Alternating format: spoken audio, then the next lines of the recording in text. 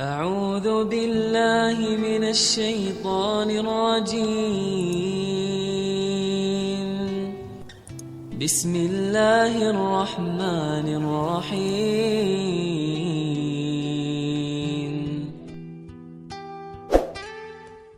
بسم الله الرحمن الرحيم.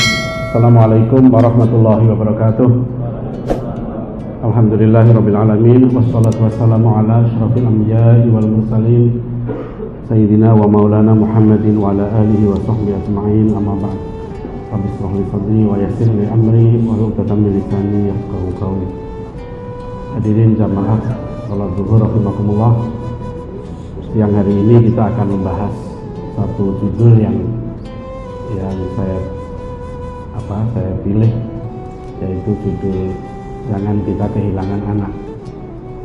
Judul ini sebetulnya terinspirasi dari seorang tamu yang datang ke rumah saya dan menceritakan bahwa seolah-olah, kata beliau, setiap hari kita bertemu dengan anak di rumah, tapi kita seperti tidak lagi memiliki anak kita ini, karena anak kita itu sudah lebih akrab dengan temannya, lebih akrab dengan handphonenya, lebih akrab dengan berbagai hal yang seperti kehadiran kita sebagai orang tua itu sudah tidak signifikan lagi.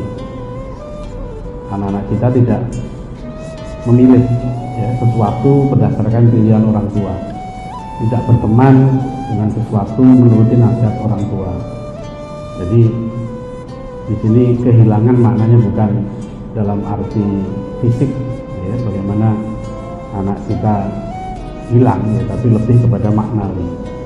Yang kedua, tentu kita semua ingin bahwa di dunia dan akhirat kita sekeluarga bersama anak-anak kita itu tetap selamat dari api neraka.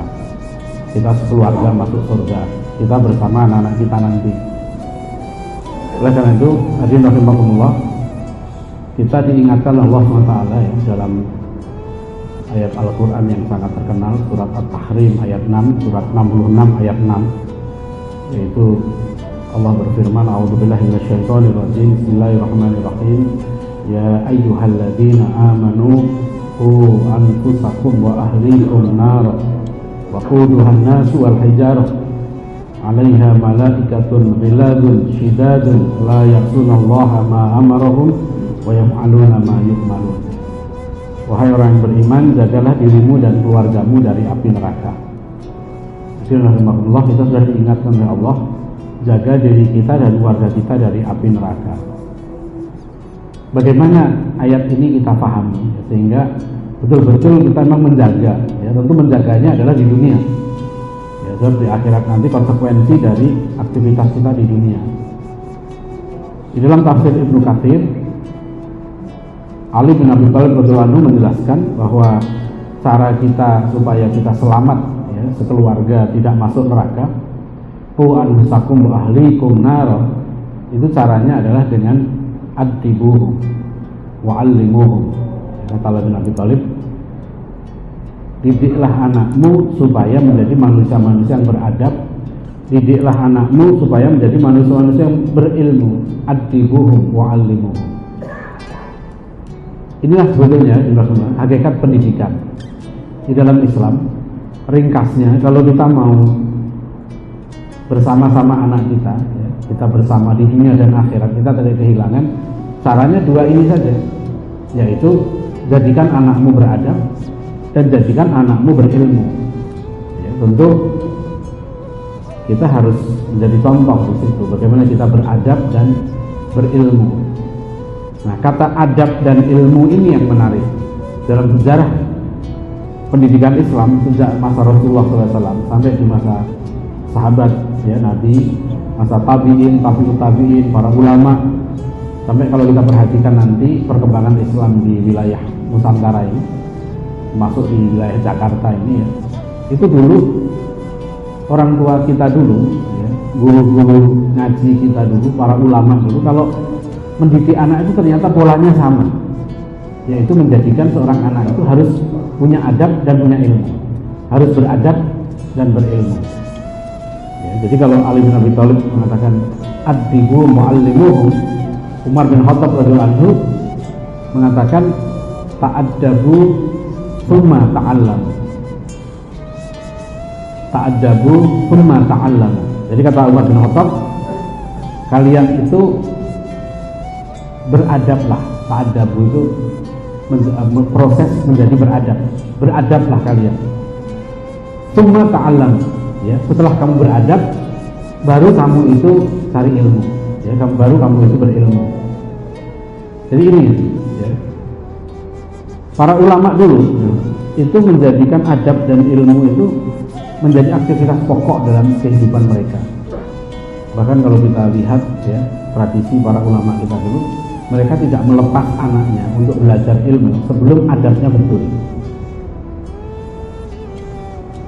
Ibnu Mubarak, seorang ulama, ya, di masa tabi'ut tabi'in, beliau mengatakan begini, kadal adabu tumutaidin. Jadi hampir-hampir adab itu porsinya 2/3. Beliau katakan, aku mencari adab itu 30 tahun. 20 tahun kemudian aku mencari ilmu.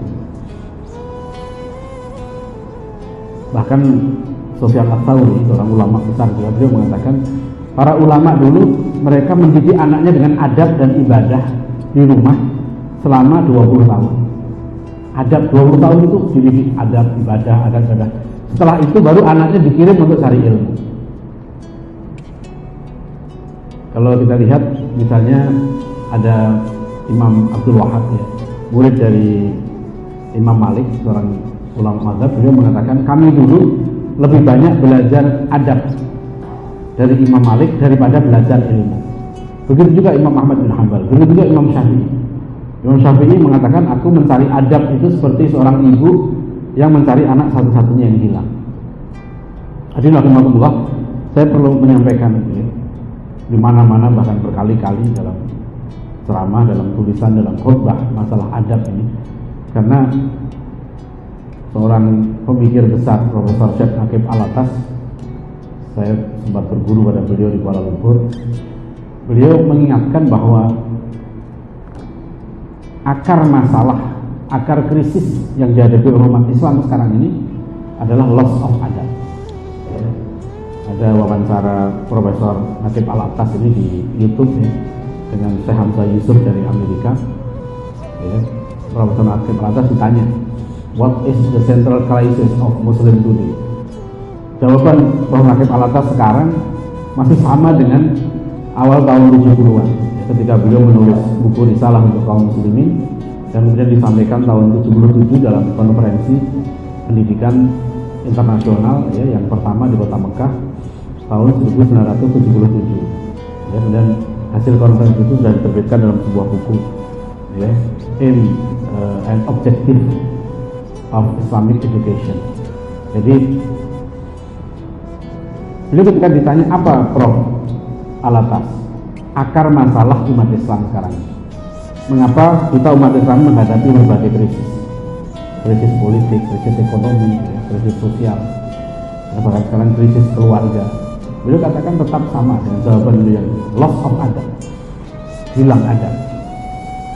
Mengapa terjadi loss of adab? Karena kata beliau, karena confusion of knowledge. Umat Islam tidak tahu lagi adab. Mengapa? Karena mereka salah ilmu. Ilmu yang masuk, yang mereka pelajari adalah ilmu yang menyebabkan mereka tidak tahu lagi bagaimana meletakkan sesuatu dengan betul. Orang menjadi tidak beradab karena tidak tahu lagi bagaimana meletakkan Allah pada tempatnya. Allah itu Al-Khaliq. Ya, makanya Luqmanul Hakim yang pertama kali beliau didik kepada anaknya dalam surat Luqman ayat 13 adalah, ya bunayya la tusyrik billah inna syirka la dzulmun adzim. Adab pertama yang wajib dididikkan pada anak adalah adab kepada Allah, yaitu jangan kamu syirik kepada Allah. Ya bunayya la tusyrik billah inna syirka la dzulmun adzim. Syirik itu kezaliman yang besar. Adab itu adalah secara umum adalah right action. Adab itu tindakan yang betul, kelakuan yang betul. Ya, jadi kalau kita lihat adab, akhlak itu maknanya sama. Hanya penggunaannya yang kadang-kadang berbeda. Kalau adab kepada sesama insan, ya, itu bisa kita sebut akhlak. Wa khaliqin nas bi khuluqin hasanin. Tapi adab itu lebih luas daripada akhlak. Penggunaannya digunakan untuk semua hal. Ya, misalnya adab bangun tidur, adab masuk kamar mandi, ya, adab masuk masjid, adab mengajar, adab belajar, ya, adab kepada guru, adab murid kepada kitabnya, adab kepada ilmu. Jadi bagaimana kita memahami, ya, menyikapi dan berbuat, ya, dengan tepat, dengan betul, right action, itu namanya adab. Oleh karena itu tadi kalau kita sebut, ya, Ibnu Mubarak mengatakan adab itu 2/3 agama kita, sepertiganya ilmu. Kadal adabu thulutsaihi. Nah, para ulama dulu mencari adab ini sangat serius. Imam Syafi'i bahkan mengatakan, aku mencari adab itu seperti seorang ibu yang mencari anak satu-satunya yang hilang. Terus kewajiban kita apa? Dalam sebuah hadis dikatakan Rasulullah bersabda, akrimu auladakum wa ahsinu adabahum. Muliakanlah anak-anakmu dan perbaikilah adabnya. Itu kewajiban kita. Ya, dalam hadis yang lain Rasulullah bersabda, hakul waladi ala walidihi ayyuhsina ismahu wa yuhsina murdi'ahu wa yuhsina adabahu. Hak anak terhadap orang tua, ya, jadi kewajiban kita kepada anak kita adalah memberi nama yang baik, memberikan persusuan yang baik, ya, pengasuhan yang baik, wa yuhsina adabahu, dan memperbaiki adab anak-anak kita. Ini kewajiban kita sekalian, ya. Perlu saya tekankan, kenapa nanti banyak orang kehilangan anaknya, karena orang tua tidak menanamkan adab ini kepada anak. Anak tidak tahu bahwa dia itu wajib untuk taat kepada orang tuanya. Ya, anak tidak mau tahu bahwa dia itu harus mendahulukan, ya, misalnya taat kepada Allah dan Rasulnya daripada kepada orang tuanya. Jadi ini adab ini sesuatu yang sangat asas dalam ajaran agama kita. Itu yang disebutkan, ya, tadi bagaimana ta'addabu tsumma ta'allamu, ya, kata Umar bin Khattab radhiyallahu anhu. Jadi kita mendidik anak kita sekarang ini, ya, dengan berbagai cara. Nah, biasanya ada salah paham. Saya perhatikan banyak sekali kasus orang tua, gitu, ya, yang tidak paham masalah adab. Jangankan orang tua, banyak guru juga nggak paham. Karena saya sering menulis masalah adab, melakukan penelitian tentang adab, memberikan pelatihan-pelatihan untuk para guru. Karena ajaran adab ini ajaran yang sangat mendasar dalam agama kita. Kiai Hasyim Asy'ari, ya, pendiri Nahdlatul Ulama, itu salah satu ulama di Nusantara yang menulis khusus kitab adab. Judulnya kitab Adabul Alim wal Muta'allim. Ya, bulan yang lalu saya kirim anak saya dengan temannya, ada 8 santri, saya kirim ke Jawa Timur khusus 1 bulan untuk menamatkan kitab ini. Ada seorang kiai, kitab Adabul Alim wal Muta'allim, adab guru dan murid. Nah, ini adab yang paling mendasar. Kalau kita mau anak kita dapat ilmu yang bermanfaat, menjadi anak yang soleh, maka pertama kali dia harus tahu bagaimana adab mencari ilmu. Ya. Kalau dulu saya di SMA, ya, di Kabupaten Bojonegoro, saya di SMA negeri, saya tinggal di satu pesantren. Nah, setiap tahun kami dulu di pesantren itu tradisinya menamatkan kitab Ta'limul Muta'allim, termasuk kitab adab ilmu. Ya, di situ bagaimana adab guru pada murid, ada murid pada guru. Nah, yang aneh, ya, justru kitab-kitab adab ini, ya, di Nusantara ini banyak sekali tapi nggak diajarkan di sekolah-sekolah kita sekarang. Sebagai contoh, alhamdulillah, sekarang untuk anak-anak kami di pesantren itu, di sekolah kami itu kami ajar kitab Adabul Insan. Kitab Adabul Insan ini adalah kitab yang ditulis oleh Mufti Betawi Said Utsman. Ditulis dalam huruf Arab Melayu, ya, Arab Begol, Arab Jawi kalau di Malaysia dibilang. Itu kitabnya Adabul Insan. Kitabnya kecil saja,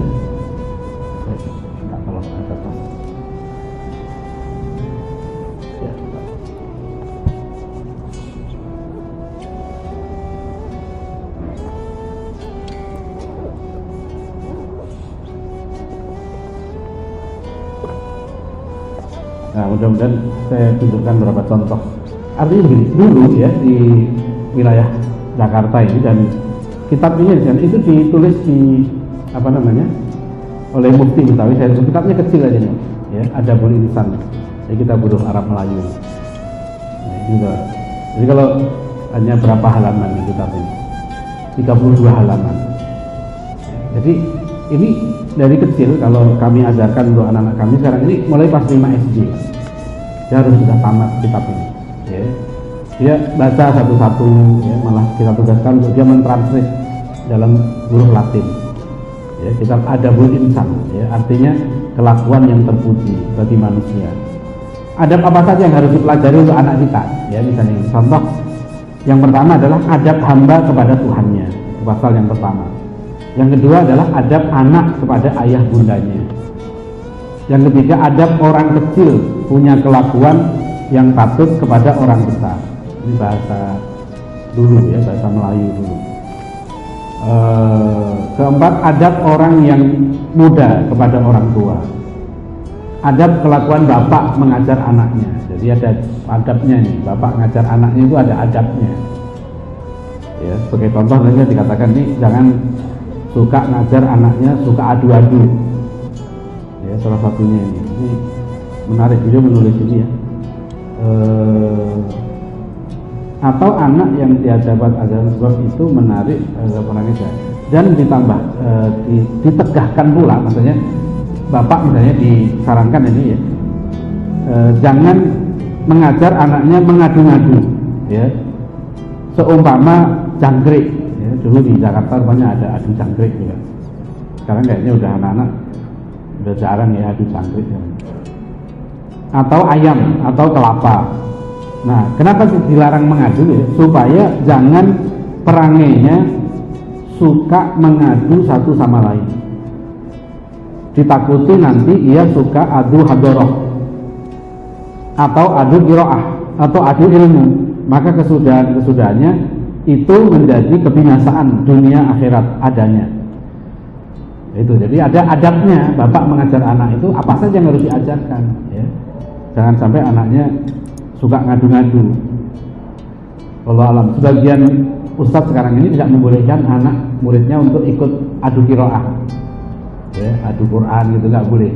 Sebetulnya itu harus hati-hati betul, karena kalau nanti dia tidak ada larangan secara mutlak, karena musabaqah itu boleh, perlombaan boleh. Tapi kalau dia salah niat, nanti dia niatnya bukan lagi untuk keikhlasan pada Allah, ya, tapi niatnya untuk unggul-unggulan. Nah, itu sudah jauh dari dia nanti belajar Al-Quran, akhlaknya nanti jauh dari Al-Quran. Yang keenam, adab murid kepada guru yang mengajar, ya. Yang ketujuh, adab mengaji ilmu dan seterusnya. Ini sebagai contoh ya bagaimana tradisi ulama kita dulu. Ada kitab-kitab klasik, kalau kita lihat di madrasah dulu ada Al-Akhlaq lil Banin, kitab akhlak untuk anak-anak, ya. Kalau saya dulu di SMP, waktu SMP kalau malam di surau, di Langgar ya, dulu kami di kampung ngaji kitab Bidayatul Hidayah karangan Imam Al-Ghazali. Kitab Bidayatul Hidayah ini bagus sekali. Itu kitab adab. Dan pertama kali kitab ini kalau kita baca ya, itu yang ditekankan adalah adab ilmu. Pertama, kalau kamu mencari ilmu, maka harus ikhlas. Ya.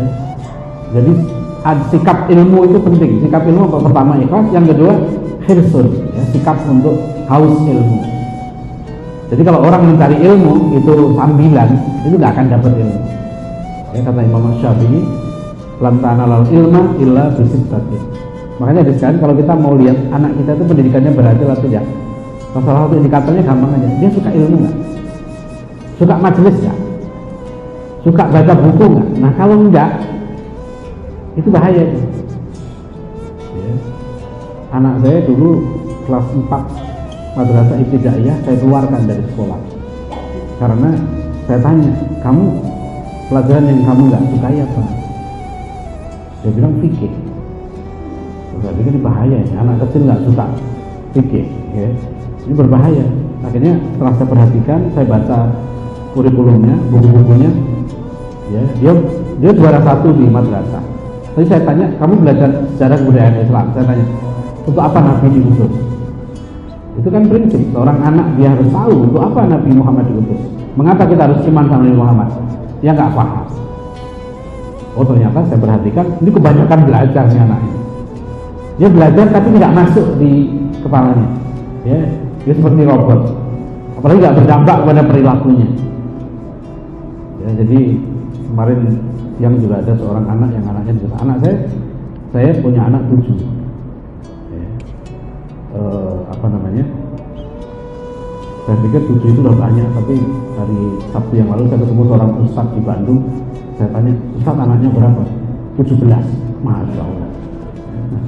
Kalah saya bilang 17. Ya. Teman saya Ustadz Juara Bahri, ketua Dewan Dakwah yang sebelumnya, anaknya 11. Ya. Tapi saya sudah nulis satu kolom di majalah Hidayatullah bulan September yang lalu. Saya beri judul Presiden 10 Anak. Jadi kalau saya jadi presiden 2019, program saya One Family 10 Children, satu keluarga 10 anak. Ya. Tapi dengan syarat negara memberikan program kepada keluarga, ya, untuk menjadi pendidik bagi anaknya. Sebab ini nanti kuncinya di situ.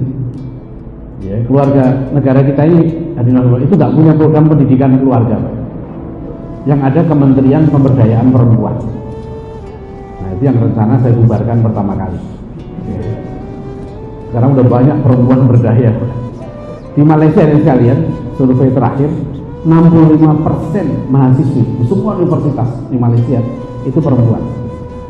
Dan saya sudah mulai melihat gejala ini di Indonesia. Berapa kali saya ngisi wisuda sarjana, 2/3 perempuan. Malah yang saya heran, pernah saya ngisi aktivis lembaga dakwah kampus, pertemuan satu kota gitu ya, dari berbagai kampus. Aneh, aktivis lembaga dakwah kampus 2/3 perempuan. Perempuan Indonesia itu lebih berdaya daripada Amerika. Anggota parlemen kita sekarang perempuan itu sekitar 18%. Kita di bawah Rwanda. Kalau Rwanda itu 50,6%. Malaysia, Korea, Jepang itu rata-rata 11%. Hillary Clinton ya mau jadi presiden Amerika kalah sama Donald Trump. Kita sudah punah dengan presiden perempuan. Jadi kalau dilihat, nah masih ada pemberdayaan perempuan lagi. Jadi kapan laki-lakinya berdaya? Ya, justru saya lihat sekarang banyak laki-laki yang perlu diberdayakan. Dan kalau laki-laki nggak berdaya, ini bahaya. Ya, jadi program pemberdayaan harusnya yang diberdayakan itu keluarga, laki-laki dan perempuan. Dan program pemberdayaan perempuan, ya, kalau kita lihat dalam program kesetaraan gender sekarang atau pengaruh utamaan gender, itu memaksa perempuan untuk keluar rumah. Jadi teman-teman coba perhatikan ya, di Jerman, di Singapura, di Jepang, ya, ini pemerintahnya sudah bingung. Di Italia, mereka bikin program sekarang insentif untuk ibu-ibu yang melahirkan anaknya. Orang Jerman tetap nggak mau, sudah minus pertumbuhan penduduknya. Singapura dari tahun 2013, pemerintah sekarang di sana memberikan insentif. Anak pertama dan kedua di Singapura begitu lahir itu langsung dikasih ATM oleh pemerintah, nilainya $6.000 Singapura, ya hampir 60 juta. Begitu lahir, ya, dapat ATM. Kalau orang tuanya masukkan $3.000, pemerintah sudah ngisi $3.000. Anak kedua sama, anak ketiga dan keempat lebih besar lagi, $8.000 Singapura. Ya. Jadi yang belum nikah silahkan, ya, cari orang Singapura aja gitu ya. Itu begitu anak lahir langsung dikasih ATM itu 8 apa? Kalau makin banyak anaknya, tapi tetap perempuan di Singapura itu susah, nggak mau punya anak. Karena bagi mereka karir lebih penting daripada anak. Ya, capek punya anak. Tahun 2010 saya ke London ya. Ada mahasiswa kita itu anaknya kecil-kecil dibawa ke kampus. Kata dia, teman-teman saya yang orang Inggris itu heran. Apa kamu nggak repot? Jadi punya anak itu dianggap apa? Repot. Mereka nggak mau, dikasih insentif besar. Seorang kardinal di Jerman sampai minta ya, kanselir Jerman Barat ini, Jerman Barat, Jerman sekarang ini, untuk menyetop imigran, ya, karena imigrasi makin banyak. kata kardinal ini, dia sekarang ganti saja apa namanya, perempuan Jerman itu suruh di rumah, suruh beranak gitu. Semakin habis bangsa Jerman itu lama-lama punah. Kalau kita lihat tim sepak bola Prancis, itu sudah lebih dari separuhnya orang hitam. Karena orang Jerman juga itu lebih suka orang hitam daripada yang putih. Saya nggak tahu kenapa begitu. Katanya orang hitam itu seksi. Jadi kalau yang kita tanggung-tanggung kulitnya ini nggak begitu disukai. Dulu saya merasa hitam waktu saya di Sudan sebulan nemeni anak saya di sana. Setiap saya di masjid di Sudan itu saya paling putih gitu ya. Ternyata saya baru memahami bahwa orang hitam itu berharga betul. Ya, teman saya yang pulang dari Jerman gitu, anak saya di Jerman itu dapat tunjangan meskipun dia orang Indonesia. Ya, betul, orang perempuan Jerman itu cari yang kulitnya hitam-hitam. Jadi ya beruntung lah yang hitam-hitam itu ya. Itu pergi aja ke Jerman di sana. Itu sama kalau kawin dengan orang Jerman itu sudah tinggal zikir di masjid. Ya, begitu punya anak yang nanggung negara. Hamil ada tunjangannya, ya, melahirkan ada tunjangan, mengasuh anak ada tunjangan. Ini yang saya kira harus kita ubah, salah satu konsep pembangunan kita ya. Menurut saya ya, seorang ibu yang mendidik, ya, mengasuh anaknya di rumah, paling enggak 2 tahun menyusui itu harus diberikan tunjangan oleh negara. Itu kerja. Sekarang kan definisi kerja itu kalau orang kerja di pabrik, kerja di kantor itu kerja, ya, padahal itu penting, ya. Peran ibu di rumah untuk menyusui anak, mengasuh anak itu nggak perlu nggak bisa terulang, ya, nggak bisa terulang. Kalau karir insya Allah bisa diulang. Nah ini kebijakan negara ya. Ya saya suka bercanda aja, saya bilang kalau saya jadi presiden saya kasih cuti ibu-ibu nanti 2 tahun. Melahirkan 2 tahun saya kasih cuti, ditanggung oleh negara, digaji oleh negara. Itu bagian dari pendidikan sebenarnya. Jadi keluarga ini harus diberdayakan supaya bisa mendidik anaknya, karena amanah Allah itu bukan pada sekolah. Nah ini yang keliru. Banyak orang tua ya diperintahkan Rasulullah SAW cari ilmu, thalabul ilmi fardhatun ala kulli muslimin. Dia bukan cari ilmu orang tua ini, dia cari sekolah. Itulah yang saya sebut penyakit sekolahisme. Ya, sekolah sudah menjadi ideologi, seolah-olah ya, pendidikan itu sama dengan sekolah. Padahal pendidikan dalam Islam sejak masa Rasulullah itu adalah menanamkan adab dan ilmu, gitu. Tentu ilmu yang pertama harus dicari ilmu tentang adab, gitu, supaya anak itu beradab. Jadi belum tentu. Nah orang tua kadang-kadang berpikir begini, yang penting saya sudah selesai belajar karena saya sudah selesai kuliah, menganggap cari ilmu sudah selesai. Setelah itu merasa wajib cari duit. Untuk apa? Untuk membiayai anaknya sekolah, gitu. Jadi kadang-kadang saya kan nanti anak saya mau sekolah sini, saya harus siapkan uangnya. Loh, kewajiban pertama orang tua itu bukan itu. Dia wajib menanamkan adab. Adab itu tidak diajarkan.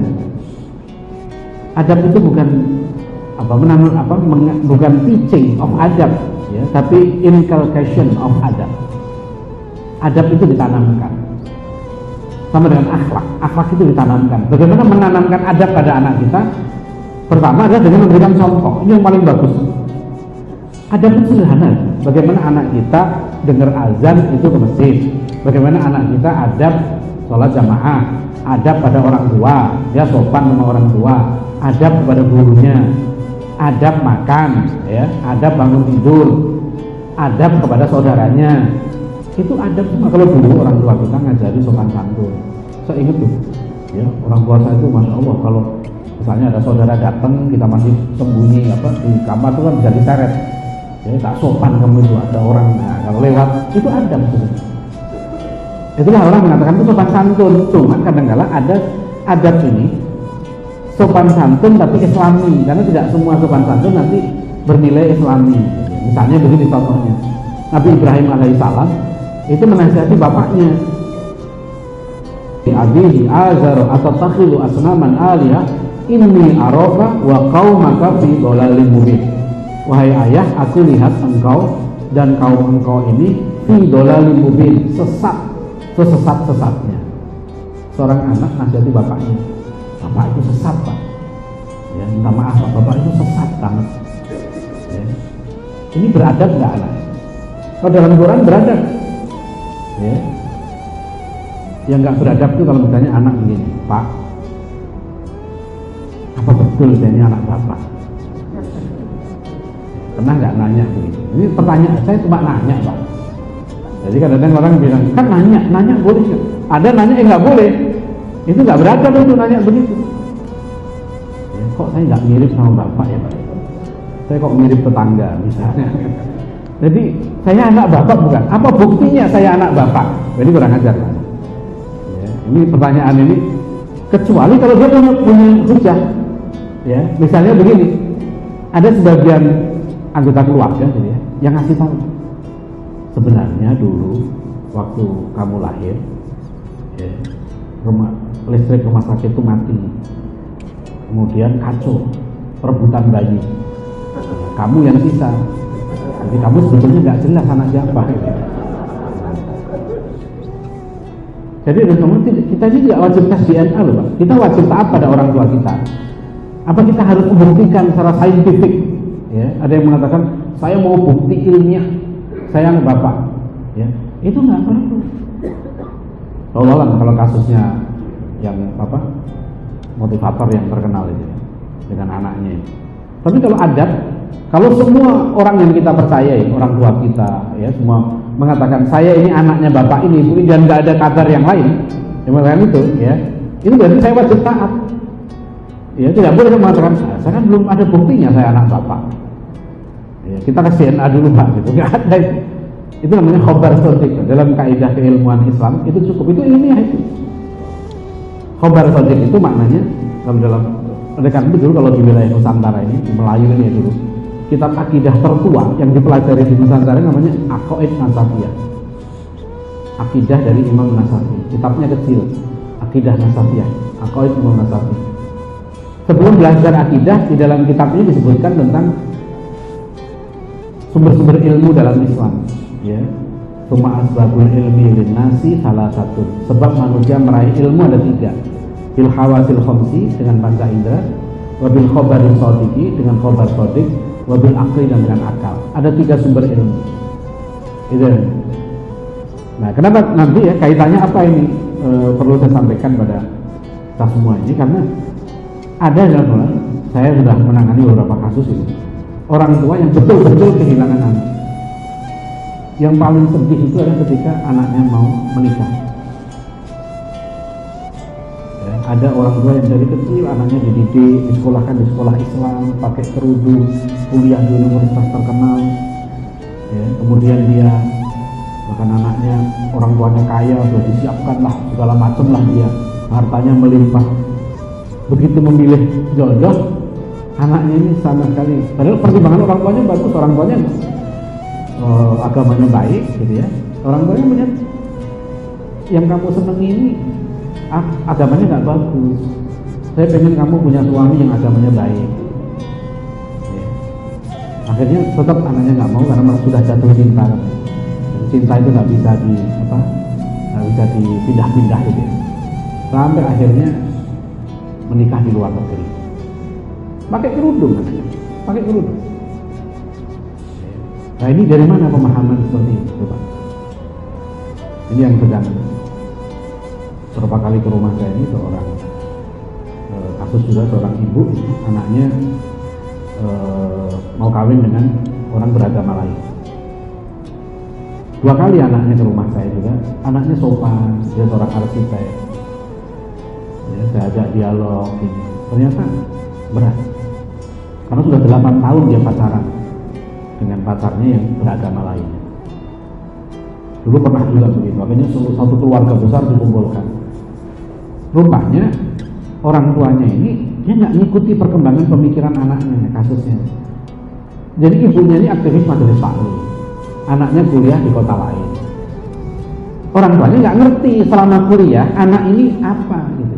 Dia yang dibaca apa, pelajarannya gimana, kurikulumnya apa, nggak ngerti.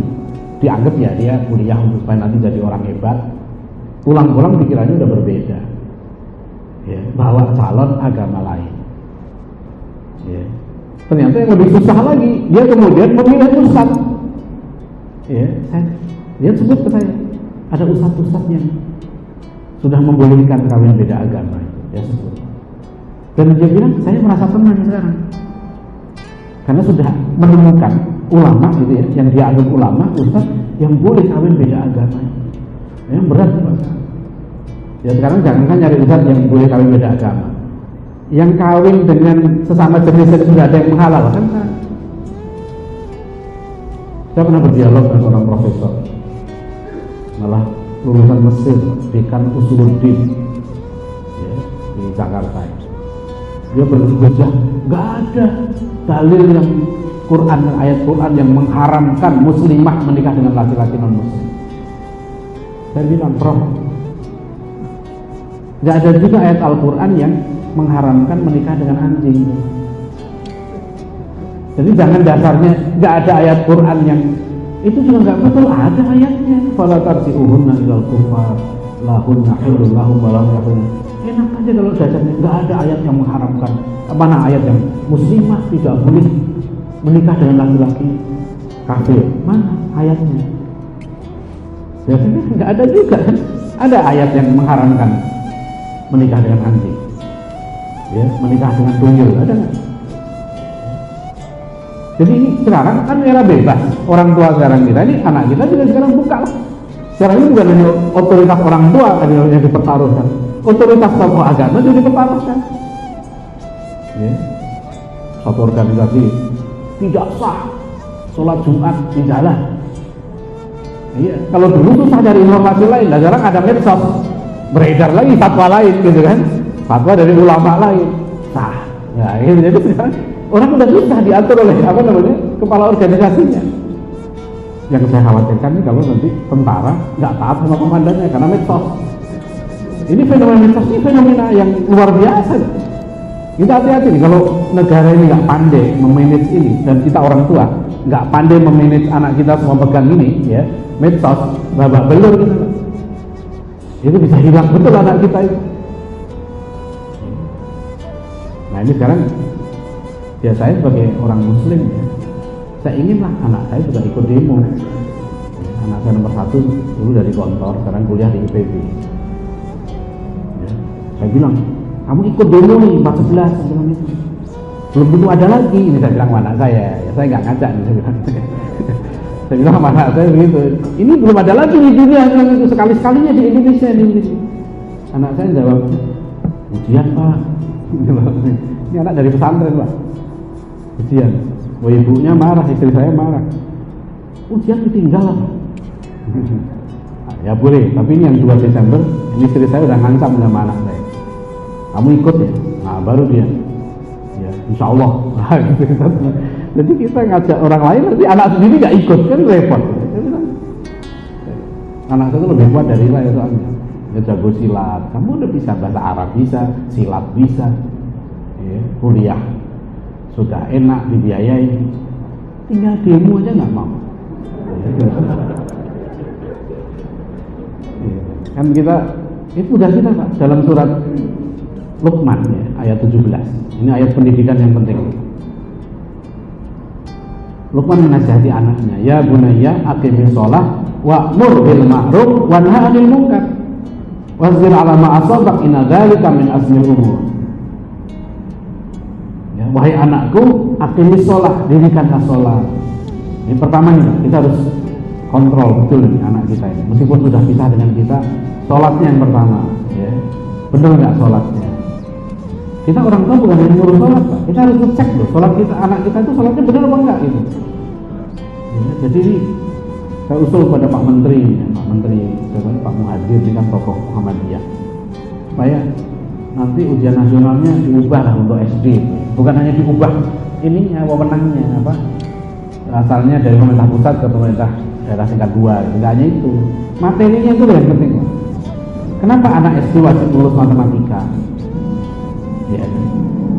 Mestinya anak SD itu kalau dia muslim wajib lulus bisa sholat gitu loh. Kalau sholatnya nggak bener, jangan dilulusin Pak. Oh, itu perintah Nabi umur 10 tahun kalau nggak mau sholat suruh mukul. Ya. Umur 12 tahun lulus SD nggak bener sholat, itu berarti nggak lulus ya SD gitu. Ya, itu pendidikannya begitu, karena perintah Undang-Undang Dasar 45 pasal 31 ayat C. Pendidikan kita ini harus mendidik manusia menjadi beriman, bertakwa, berakhlak mulia. Itu perintah konstitusi. Harusnya begitu. Jadi lulus SD itu wajib bisa baca Quran. Saya punya sekolah kecil, ya, anak kelas 6 ini termasuk anak saya di situ, itu 16 orang. Kemarin saya minta tolong ke gurunya, tolong cek sebelum anak ini lulus SD, satu bacaan sholatnya semua, sholatnya bener nggak? Satu-satu betul tes bener. Sudah hari ini sholatnya sudah bener semua. Yang kedua saya minta bacaan Qurannya bener nggak? Jangan sampai tajwidnya ada yang salah, makrotnya harus. Ada tinggal satu anak tolong suruh orang tuanya untuk les khusus. Jangan lulus SD sebelum dia baca Qurannya benar. Yang ketiga adabnya harus benar. Saya ngajar anak SD masih ya mungkin saya yang nggak bisa ngajar. Saya biasa ngajar dokter. Saya coba ngajar pas 6 SD, susah juga ternyata. Kalau TK saya angkat tangan ya. Ngajar SD itu saya masuk anak itu main. Ya saya yang salahin gurunya, mungkin saya yang lemah ya, nggak bisa didik anak kelas 6 SD. Tapi gurunya saya bilang, ini anak nggak bener nih adabnya, tolong benerin lagi. Akhirnya saya minta di camp 20 hari. Tadi saya temui mudirnya, gimana setelah 20 hari? Didik adab, didik ngaji, didik sholatnya. Kalau yang lain-lain gampang lah, matematika nanti bisa dikejar. Tapi ini yang fardu ain, ya wajib kita perhatikan. Alhamdulillah bagus, ada satu anak yang berubah. Malah sekarang anak itu bangunkan orang tuanya untuk tahajud. Kan senang kita Pak, begitu kan, masya Allah, alhamdulillah. Orang tuanya juga senang, lapor, anak saya berubah. Itu adab itu di situ. Ya, jadi kita yang pertama kali kita perhatikan, ya kata Umar bin Khattab, ta'addabu tsumma ta'allamu. Jadi sekarang senang kalau anak kita hafal Quran sekian juz, anak saya hafal 5 juz, hafal 10 juz, hafal ini. Tapi itu bukan fardu ain. Yang fardu ain itu adab. Ya, orang tua itu suka bangga, anak saya sudah hafal 10 juz. Itu bukan fardu ain loh untuk anak kamu. Yang fardu ain adab anak kamu itu benar apa enggak? Gitu. Adabnya pada Allah benar enggak? Adab pada orang tua benar enggak? Bantah enggak kalau dia disuruh sama orang tua? Kalau masih bantah ya, adabnya belum betul. Itu harus kita ingat. Ya, ini adab betul. Itu yang dilakukan. Jadi kalau kita tidak mau kehilangan anak, kuncinya adalah jadikan diri kita sebagai mu'addib. Mu'addib artinya jadikan kita sebagai pendidik, sebagai guru. Ya. Jadi guru ini bukan profesi. Ini keliru. Ya. Guru itu dianggap profesi sambilan, gitu. Bukan. Kita semua ini orang tua guru. Bahkan di sekolah-sekolah Islam saya katakan guru bukan tukang ngajar. Guru itu adalah mujahid intelektual. Guru itu seorang mujahid. Guru itu pejuang. Ya, keliru kalau guru ya menjadikan pekerjaannya sebagai tukang ngajar. Itu keliru. Karena kalau tukang ngajar dia hanya menyampaikan materi yang dijadwalkan saja. Saya beri contoh begini. Ada seorang guru matematika. Anda guru matematika. Ya, saya bilang Anda kalau ngajar matematik masuk kelas tanya dulu murid. Tadi pagi siapa yang nggak sholat subuh? Angkat tangan. Sumpah laknat ya. Yang nggak ngaku dilaknat oleh Allah. Ya. Nah kalau ada yang nggak sholat subuh, saya bilang suruh dia keluar kelas. Kamu nggak usah ikut matematika. Mau kamu sholat aja nggak bisa. Untuk apa matematika belajar? Karena adab ini itu harus didulukan. Ya, dalam konsep pendidikan Islam, kalau manusia tidak beradab, ya, dikasih ilmu berbahaya misalnya. Nanti dia akan menjadi manusia penjahat yang biadab. Dia biadab punya ilmu, ya. Tapi akhirnya dia nggak ngerti. Akhirnya dia punya ilmu hukum untuk meres, ya. Dia punya IT untuk menipu. Dia punya ilmu ini untuk kejahatan. Karena dia tidak tahu meletakkan ilmu pada tempatnya. Nah itulah adab. Ya, jadi sekali lagi ini guru, makanya kalau ada sekalian perhatikan ya, saya itu masih contoh, melihat contoh banyak sekali. Ada orang-orang sederhana di kampung, masya Allah saya perhatikan rumahnya dari bambu, lantainya tanah. Tapi saya anaknya soleh, anaknya kuliah di perguruan tinggi, nurut sama bapaknya. Saya perhatikan cara komunikasi bapaknya itu orang miskin. Pernah dulu kakaknya itu teman saya di SMA, kemudian adiknya diterima di IPB. Bapaknya itu nganter adiknya, adik teman saya itu di IPB di tempat kos saya. Enaknya nyerahin anaknya, saya titip anak saya ya, saya nggak bisa biayain. Jadi gitu aja. Anaknya juga santai, anaknya udah biasa dilatih begitu di rumahnya, dilatih mandiri. Saya bilang oke, nggak apa-apa, ya kita kos, nanti makannya kita jamin bareng-bareng. Kalau kita masak 5 orang, kita bisa makan untuk 6 orang. Ternyata anak ini kemudian masya Allah dia bersikap mandiri. Jadi orang tuanya biasa mendidik anaknya baik, dan itu karena kejujuran. Orang tuanya itu sungguh-sungguh mendoakan, jujur ya. Belum tentu loh anak kiai ya, anak ustadz gitu kan, anak profesor bisa nurut kalau orang tuanya tidak ngasih contoh. Yang terbaik menanamkan adab itu pertama contoh. Yang kedua, adab ini bisa ditanamkan sama dengan akhlak, sama dengan karakter juga kalau dibiasakan ya, namanya dia terus menerus. Jadi mengapa orang Jepang jujur, mengapa orang Singapura disiplin membuang sampah pada tempatnya? Karena itu kebiasaan, itu akulturasi, itu pembiasaan ya. Karakter itu sifatnya seperti otot, kalau dilatih terus menerus ya dia akan kuat. Makanya kalau di negeri kita ini kenapa karakter nggak terbentuk pendidikannya, karena memang susah ngasih contoh, harus dari pemerintah. Kita bilang kita pakai produksi Indonesia, presiden dulu ya, mobilnya jangan pakai produksi asing, itu aja gampang ya. Kalau saya jadi presiden, semua pejabat udah pakai mobil produksi dalam negeri. Itu kan kayak orang Singapura Korea misalnya. Saya dengar cerita dari seorang profesor ITB, beliau melakukan perjalanan dari Jerman segala macam, ternyata di Jerman itu banyak alat-alat laboratorium yang impor dari Korea. Kemudian profesor seperti pakar nanoteknologi dari Profesor Hermawan, beliau cerita, dia tanya kenapa kok bisa Jerman itu impor dari Korea. Akhirnya beliau datang ke Korea menjumpai seorang profesor. Di profesor Korea ini ternyata mendidik mahasiswanya ya, itu mengatakan kalian jangan malas seperti orang Jepang. Jadi sejak di mahasiswa orang Korea itu disampaikan tidak suka orang Jepang. Jadi orang Jepang yang biasanya kerjanya jam 8 dan jam 10 malam, itu sama orang Korea dibilang kalian jangan malas seperti orang Jepang. Dia nggak ngomong orang Indonesia malas ya, jadi nggak ngomong ya, tapi semangat itu. Dan kita sekarang ini sebagai bangsa kalau kita mau bangkit gitu ya, kalau orang mereka bilang karakter, sebetulnya kita lebih kuat adab.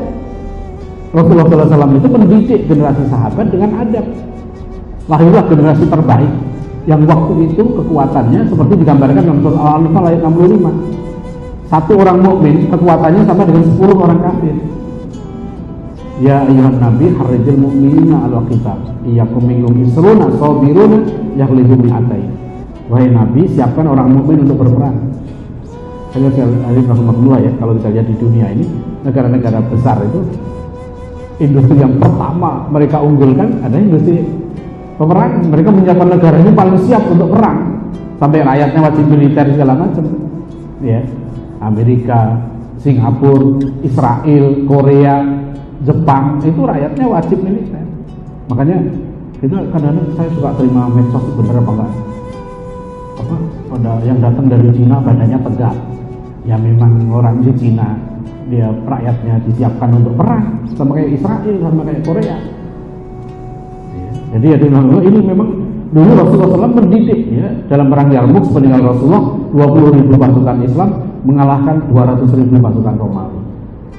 Rasulullah itu mendidik sahabatnya dengan kekuatan yang sangat dahsyat. Nah, jadi kembali pada tema kita. Jadi kita yang pertama tadi ya, untuk menanam adab itu kita harus jadi guru untuk anak kita. Ya, adab kita tanamkan dengan teladan. Yang kedua dengan pembiasaan. Terus saja kan. Sama lah kita punya anak ya, tidak mudah. Mendisiplinkan kita juga susah. Ya, mendidik anak kita juga susah. Misalnya saya ajari anak saya gini. Kalau keluar dari kamar mandi, 2 hal yang kamu lakukan. 1, bak mandi harus penuh. Sekarang tinggal muter keran aja ya. Yang kedua, matikan lampunya. Matikan lampu yang tak perlu. Itu bagian dari adab. Ya, karena kalau saya jalan di komplek lihat ada lampu siang mati nyala, matikan, itu nggak beradab. Ya, sudah terang dikasih lampu, nggak beradab. Gitu. Lampu itu untuk gelap. Jadi adab ini sangat luas aplikasinya.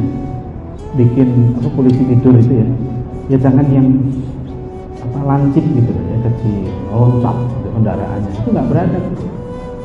Ya, kasih orang mukmin itu orang yang tidak mau menyakiti orang lain. Sampai Rasulullah bersabda, cabang iman terkecil itu menyingkirkan duri dari jalan. Itu menunjukkan orang mukmin jangan sampai orang lain celaka. Itu sikap orang mukmin. Nah, anak kita harus kita ajari itu.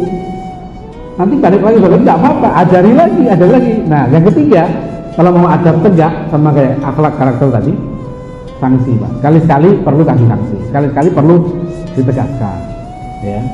Dan kalau nggak ada sanksi, yang melanggar dan yang taat akan diberlakukan sama, itu aturan nggak akan jalan.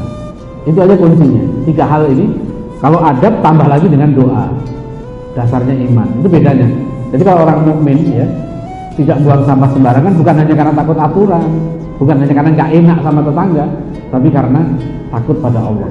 Sampah itu akan bisa menyelakai orang lain, kalau nyumbat kerokan bisa menimbulkan banjir, di akhirat dituntut. Jadi sekali lagi ya, tantangan kita sangat berat di era modern ini ya. Kuncinya adalah bagaimana menjadikan diri kita sebagai orang tua yang mampu menjadi guru bagi anak-anak kita. Boleh anak kita kirim ke sekolah-sekolah yang baik, ke pesantren yang baik, tapi tetap tanggung jawab tetap ada pada kita. Jangan pernah kita berpikir kewajiban kita selesai setelah anak kita kirim ke lembaga pendidikan, karena tanggung jawabku anfusakum wa ahlikum nar tetap pada orang tua. Ya. Demikian, mohon maaf kalau ada kekurangan, mohon bermanfaat. Walakum minkum billahi taufiq wal hidayah. Assalamualaikum warahmatullahi wabarakatuh.